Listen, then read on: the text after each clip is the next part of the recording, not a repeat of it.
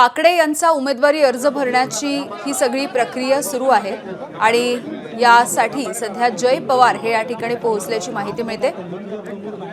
राष्ट्रवादी काँग्रेसकडून सध्या विक्रम काकडे हे आपला उमेदवारी अर्ज भरतायत।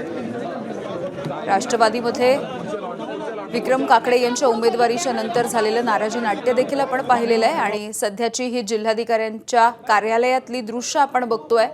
केंद्रीय मंत्री मुरलीधर मोहोळ देखील केंद्रीय राज्यमंत्री मुरलीधर मोहोळ देखील या ठिकाणी उपस्थित आहेत।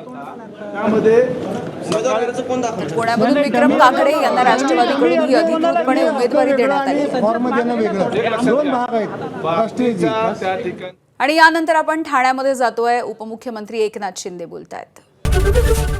एबीपी माझा, उघडा डोळे बघा नीट।